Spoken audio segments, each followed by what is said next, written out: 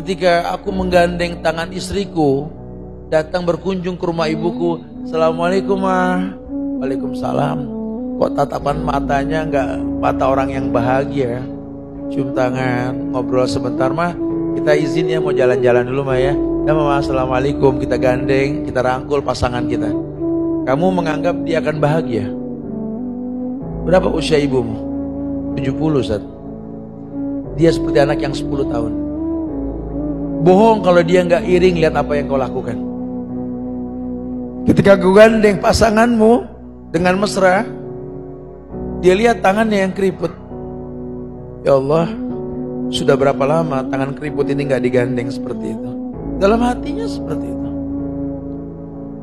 Masih ingat dulu ketika saya gandeng dia bergumam dalam hatinya. Waktu aku gandeng dia dulu, kelepas pun mama, nangis dia. Minta digandeng terus. Sekarang dia gandeng tangan yang lain. Timbul kecemburuan. Kau rangkul pundak pasanganmu, bangga kau memiliki pasangan yang kau pilih. Dia lihat pundaknya.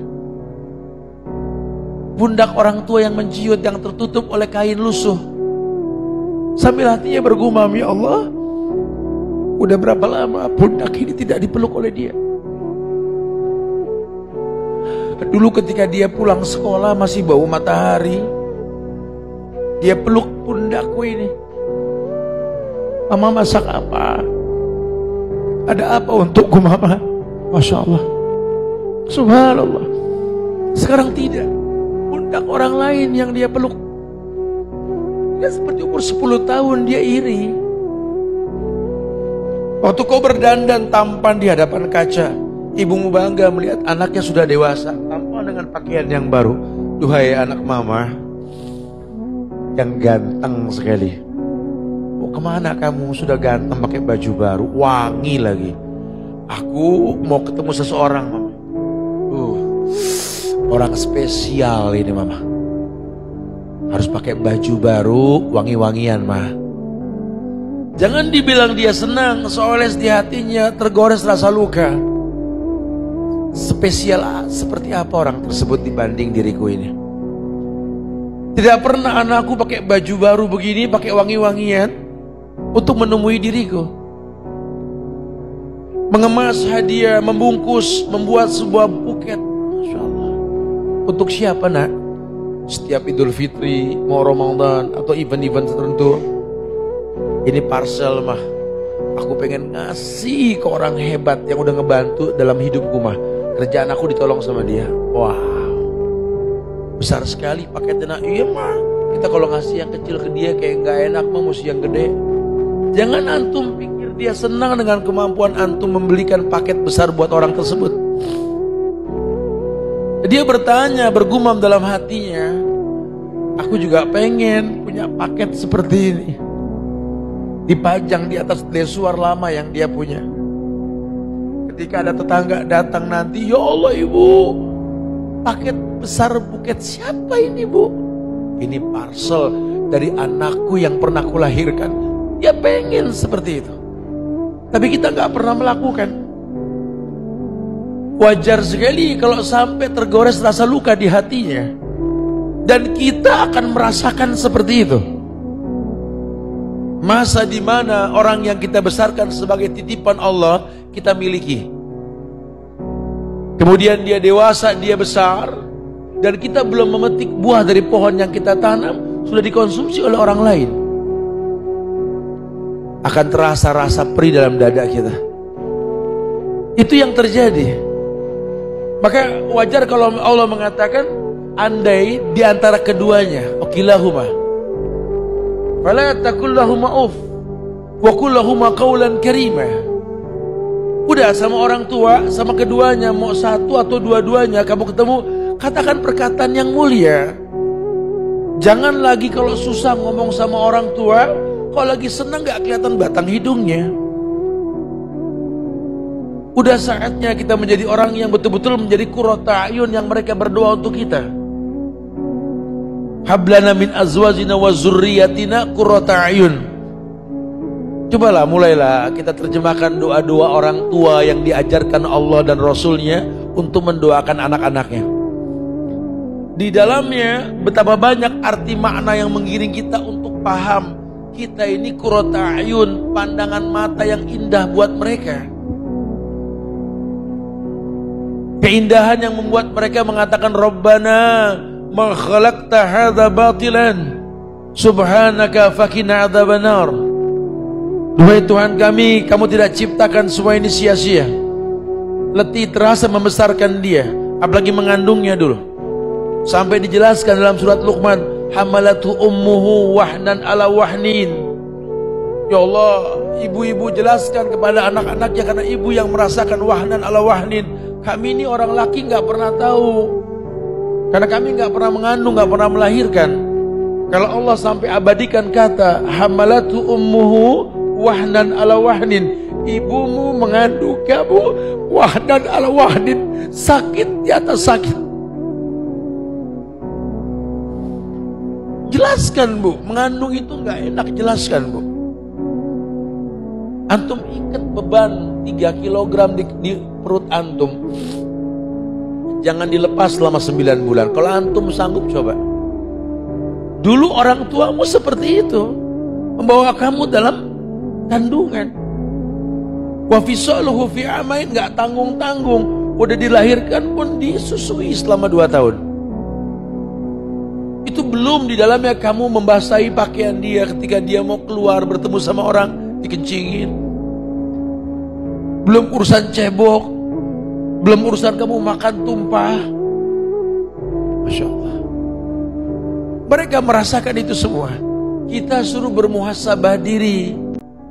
Kadang-kadang kita ini lupa, kita punya ayah, kita punya ibu. Ayah dan ibu bukan ayah dan ibu yang 20 tahun yang lalu, yang saat itu mereka masih muda, gagah ketika berangkat kerja, pulang pun nampak bak pahlawan yang membawa hasil perjuangannya. Cantiknya ibu kita, bangganya kita dengan ibu kita yang cantik. Cobalah sekali-kali kau lihatlah mereka yang sekarang bukan mereka yang dulu. Ada orang berkeluh kesah, Ustaz kalau ngomong masalah orang tua kayaknya Ustaz enak banget Ustaz. Ustaz nggak ngalamin sih, kayak aku punya orang tua seperti dia. Allahu Akbar.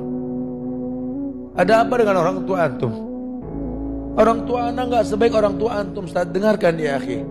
Islam hanya mengatakan bahwa khairun nas anfa'uhum linnas. Sebaik-baik manusia yang paling bermanfaat buat manusia lainnya. Anak kalah sama antum. Anak kalah karena anak selalu dikalahkan sama orang tua anak dalam perbuatan baik.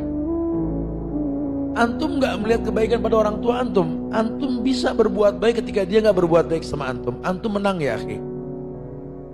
Bagaimana anda bisa menang sama antum? Sampai detik ini tidak ada satu baju yang saya pakai kecuali jahitan ibu saya. Kebayang. Tapi sampai detik ini kadang-kadang saya gak berpikir beliin baju untuk orang tua saya kalah. Itu aja yang paling simpel, belum yang lainnya.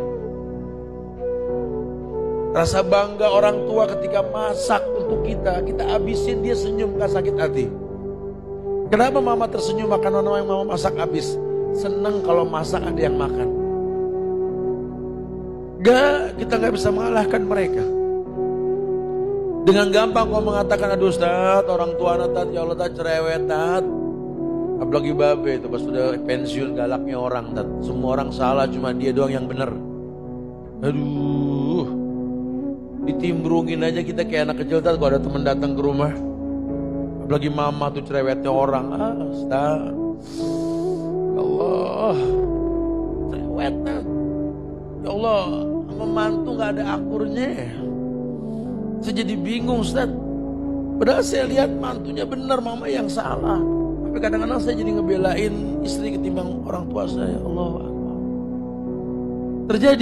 Terjadi. Antum yang mengatakan orang tua antum kurang baik karena antum menginginkan yang terbaik dari mereka. Masya Allah akhi. Ya, coba sekali-kali antum melihatlah orang tua antum tidur coba. Jangan cuma ngeliat kalau mukanya lagi marah. Ayah kamu yang galak itu, yang sudah tua renta, kalau lagi tidur, coba lihat wajah orang tuamu, coba itu. Ya Allah, ayah.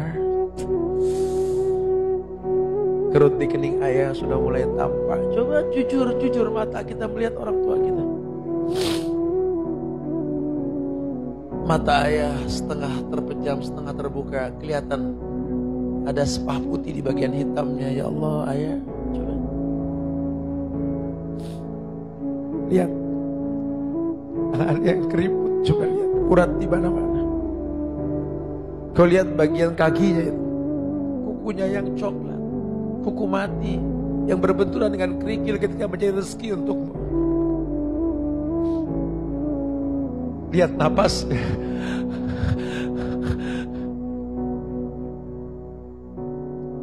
Ini orang yang aku benci.